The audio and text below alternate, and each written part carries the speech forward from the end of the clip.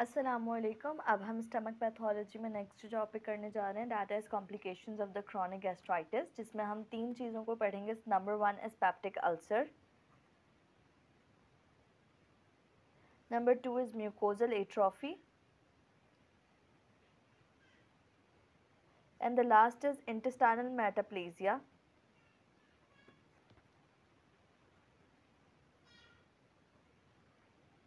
अब बात करते हैं सबसे पहले पेप्टिक अल्सर की। पेप्टिक अल्सर को कॉज करने वाली दो चीज़ें हैं। Number one is NSAIDs use. अगर कोई पेशेंट लॉन्ग टर्म के लिए एनसेड्स ले रहा है लाइक एस्पिरिन, तो ये हमारे पास पेप्टिक अल्सर कॉज कर सकता है। ये कॉमनली एल्डर पेशेंट्स में तो बहुत कॉमन है, क्योंकि वो अपनी हार्ट डिजीज़ और दूसरी डिजीज़ के लिए एस्पिरिन का यूज़, जो एनसेड्स का यूज़ करते हैं, तो उसमें ये बहुत ज़्यादा हो रहा होता है उन्हें। और सेकंड ये हो रहा होता है due to the H pylori infection. अब बात करते हैं कि किस जगह जीआईटी या स्टमक के कौन से पार्ट को जाके ये स्पेसिफिकली अफेक्ट कर रहा होता है। तो it is occurring at the site where is increase acid, जहाँ पे इंक्रीज एसिडिक एक्सपोजर होगा, कि वो रीजन्स जहाँ पे ज़्यादा से ज़्यादा एसिड की प्रोडक्शन हो रही है और उस रीजन में ज़्यादा एसिड पाया जाता है, वहाँ पे जिसमें हमारे पास आ जाता है gastric antrum and first portion of duodenum.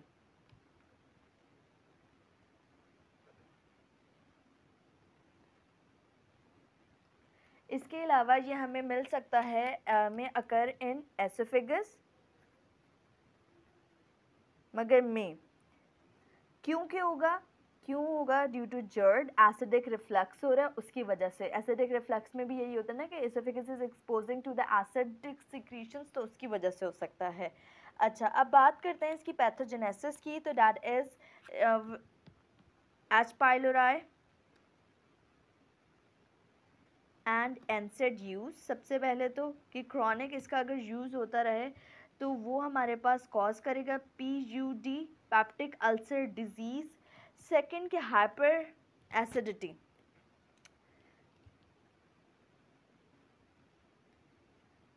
Hyper acidity जो कि हो रही हो कॉज्ड बाय एच पाइलोराई।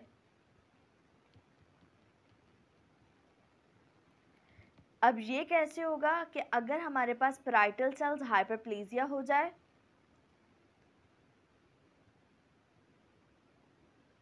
जिसकी वजह से वो हाइपरप्लेजिया हो रहा है। क्यों हो रहा है? क्योंकि एक्सेसिव सिक्रीटिव रिस्पॉन्स है उसका, कि एच पाइलोराई पैराइटल सेल्स का हाइपरप्लेजिया करवा रहा है, वो excessive secretion of the acid cause करेगा। सेकंड बात करें यहाँ पर एक डिजीज़ के बारे में, एक सिंड्रोम के बारे में, that is Zollinger Ellison syndrome. Zollinger Ellison syndrome. अब ये क्या होता है और कैसे अफेक्ट कर रहा होता है? इसमें ये हो रहा होता है कि मल्टीपल पैप्टिक अल्सर्स मिलेंगे। Multiple peptic ulcers are found, जो कि हमें कहाँ मिल रहे होते हैं? In the duodenum, stomach, duodenum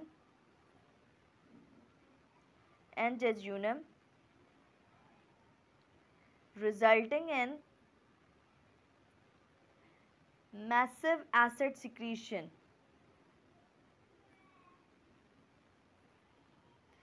इसमें ज़ोलिंजर एलिसन सिंड्रोम में क्या हो रहा है? एसिडिक सिक्रीशन बहुत ज़्यादा हो रही है, जिसकी वजह से हमारे पास स्टमक, ड्यूडेनम और जेजुनम में क्या मिल रहा है? अल्सरेशंस मिल रही हैं। अब इसके रिस्क फैक्टर्स की बात करते हैं।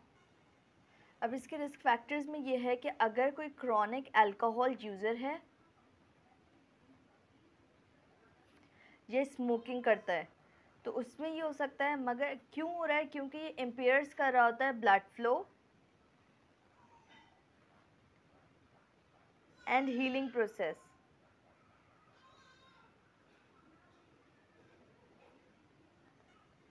अगर कोई कॉर्टिकोस्टेरॉइड का यूज़ कर रहा है, वो इंक्रीज़ होंगे बॉडी में, तो उसकी वजह से प्रोस्टाग्लैंडिन्स कम हो जाएंगे और उसकी वजह से इम्पेयर हीलिंग होगी इस पेशेंट में। ये भी एक रिस्क फैक्टर है। थर्ड ये है कि अगर कोई पेशेंट क्रॉनिक रीनल फेलियर है, हाइपरपैराथायरॉयडिज्म है,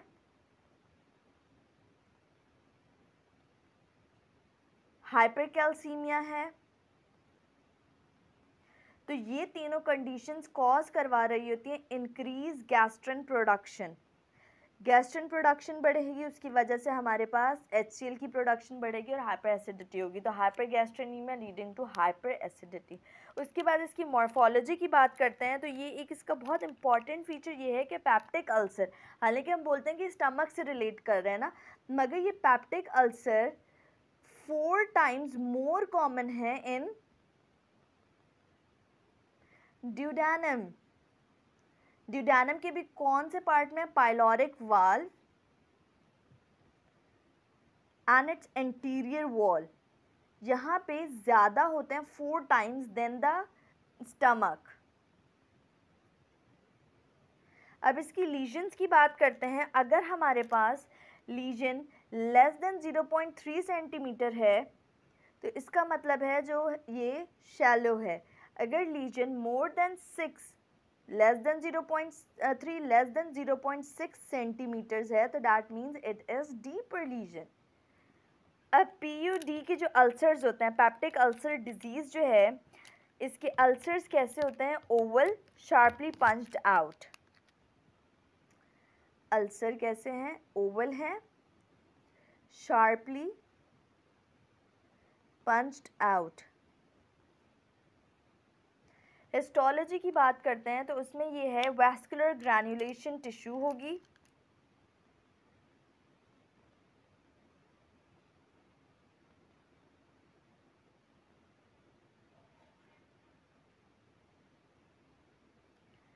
अब ऑनगोइंग ब्लीडिंग है,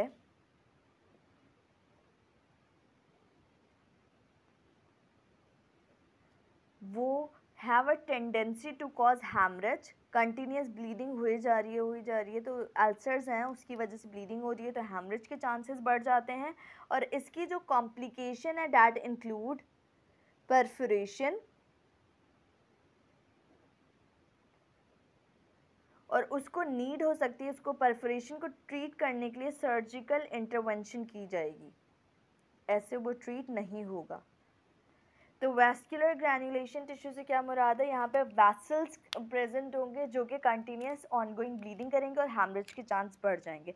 अब इसके क्लिनिकल फीचर्स की बात करते हैं। उसमें ये है कि it is chronic recurring lesion, बार बार होती है। कौन सी एज में? Middle to old age. अब इसकी पेन के बारे में मैं आपको बताऊं कि पेन इसका कैसा होता है। इसका पेन हमारे पास मिल रहा होता है एपिगैस्ट्रिक पेन, पेशेंट को अबव एम्ब्लाइकल मिडिल रीजन में पेन होगा, बर्निंग होगा और एचिंग पेन होगा। अच्छा, अब इस पेन में ये एपिगैस्ट्रिक पेन होगा कैसा कि ये पेन इंक्रीज हो जाएगा after meal for 1 to 3 hours. जैसे ही पेशेंट खाना खाएगा, खाना खाने के बाद क्या होता है? एसिड की प्रोडक्शन बढ़ती है।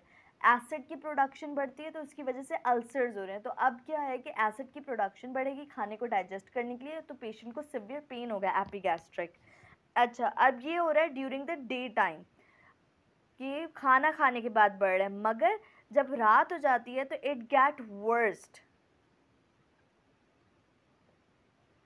At night.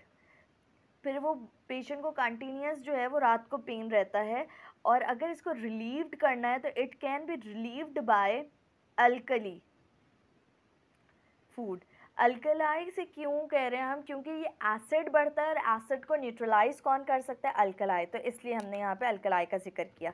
इसके अलावा इसमें patient nausea, vomiting, blotting, bleaching, ये सब भी हो सकती है, और फिर हीलिंग भी साथ साथ हो सकती है, क्योंकि क्रॉनिक कंडीशन की कॉम्प्लिकेशन है और क्रॉनिक में तो यही होता है इन्फ्लेमेशन और हीलिंग दोनों चल रही होती है। हीलिंग में अगर बात करें अगर इसकी कॉम्प्लिकेशंस की तो दैट इंक्लूड, कॉम्प्लिकेशंस में क्या क्या है? आयरन डेफिशिएंसी एनीमिया,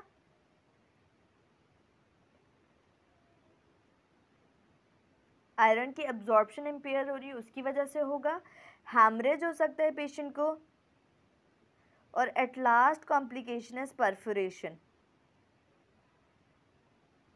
अब बात करते हैं इसकी ट्रीटमेंट की। अगर पेशेंट की कॉम्प्लिकेशन बढ़ गई है, परफोरेशन हो गई है या हैमरेज हो गया है, तो that need surgical intervention, surgical approach की जाएगी पेशेंट की तरफ और इसको ट्रीट किया जाएगा।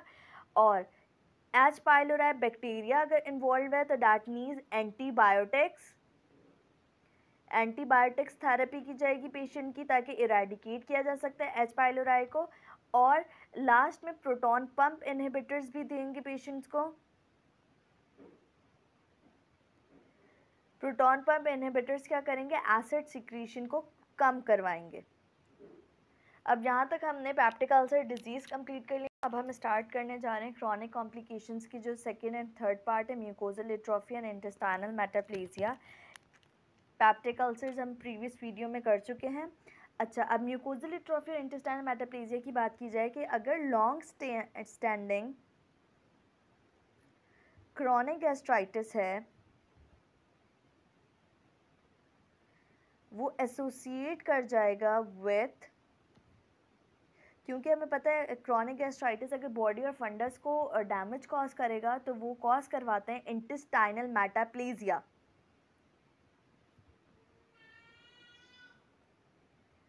अब इसको डायग्नोस्टिक फीचर क्या है कि इसमें प्रेजेंस ऑफ गॉबलेट सेल्स,